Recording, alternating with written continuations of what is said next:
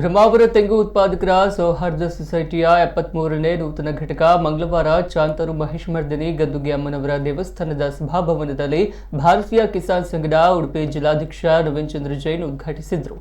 ಈ ಸಂದರ್ಭ ಭಾರತೀಯ ಕಿಸಾನ್ ಸಂಘದ ಉಡುಪಿ ಜಿಲ್ಲಾ ಪ್ರಧಾನ ಕಾರ್ಯದರ್ಶಿ ಸತ್ಯನಾರಾಯಣ ಉಡುಪ ಜಪ್ತಿ ಮಾತನಾಡಿ, ಕರಾವಳಿಯಲ್ಲಿ ತೆಂಗು ಬೆಳೆಗಾರರನ್ನು ಒಗ್ಗೂಡಿಸಿ ಸೊಸೈಟಿ ರಚಿಸಿ ತೆಂಗು ಅಭಿವೃದ್ಧಿ ಮಂಡಳಿಯಿಂದ ಸಿಗುವ ಅನೇಕ ಸವಲತ್ತುಗಳನ್ನು ತಿಳಿಸುವ ಪ್ರಯತ್ನ ಮಾಡಲಾಗುವುದು ಎಂದರು। ರಚನೆ ಮಾಡಿದ್ವಿ।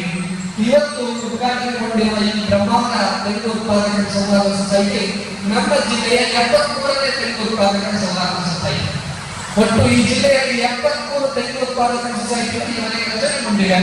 ಅದರಲ್ಲಿ ಸುಮಾರು 30-32 ತೆಂಗು ಉತ್ಪಾದಕರ ಸೊಸೈಟಿಗಳಿಗೆ 2 ವರ್ಷಗಳ ಅವಧಿಗೆ ತೆಂಗು ಅಭಿವೃದ್ಧಿ ಮಂಡಳಿಯಿಂದ ಪೋಷಕಾಂಶಗಳು ಗೊಬ್ಬರಗಳು ಉಚಿತವಾಗಿ ಸಿಕ್ಕಿವೆ। ಇನ್ನು ಈ ವರ್ಷ ಸುಮಾರು 35 ಸೊಸೈಟಿಗಳಿಗೆ ಗೊಬ್ಬರ ಪೋಷಕಾಂಶಗಳನ್ನು ಕೊಡಿಸುವ ಬಗ್ಗೆ ಪ್ರಯತ್ನಗಳು ನಡೀತಾ ಇದೆ।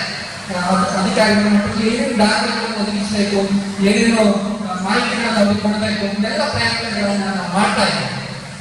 ಒಟ್ಟಾರೆ ನಮ್ಮ ಚಿಂತನೆ ಈ ಸೊಸೈಟಿಗಳ ಮೂಲಕ ತೆಂಗು ಬೆಳೆಗಾರರನ್ನ ಸಂಘಟಿಸೋದು, ಅವರಿಗೆ ಸಿಡಿಬಿ ಮತ್ತೆ ತೆಂಗು ಅಭಿವೃದ್ಧಿ ಮಂಡಳಿಯಿಂದ ಏನೇನು ಯೋಜನೆಗಳನ್ನು ಕೊಡಬಹುದು ಅದನ್ನು ಜೋಡಿಸುವಂತ ಪ್ರಯತ್ನವನ್ನು ಮಾಡೋದು।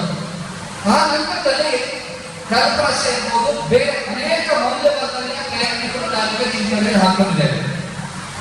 ತೆಂಗಿನಲ್ಲಿ ಮೌಲ್ಯವರ್ಧನೆ ಮಾಡ್ಲಿಕ್ಕೆ ಆಗುವಷ್ಟು ಬಹುಶಃ ಈ ಭೂಮಿಯಲ್ಲಿ ಯಾವ ಮೌಲ್ಯವರ್ಧನೆ ಮಾಡ್ಲಿಕ್ಕೆ ಆಗುತ್ತಿಲ್ಲ ಅಂತ ಹೇಳ್ಬೋದು। ತೆಂಗಿನ 36-38 ಉತ್ಪನ್ನಗಳಲ್ಲಿ ಈಗಾಗಲೇ ಮೌಲ್ಯವರ್ಧನೆ ಮಾಡಲಿಕ್ಕೆ ಮಾರುಕಟ್ಟೆ ಬೇಡಿಕೆ ಇದೆ।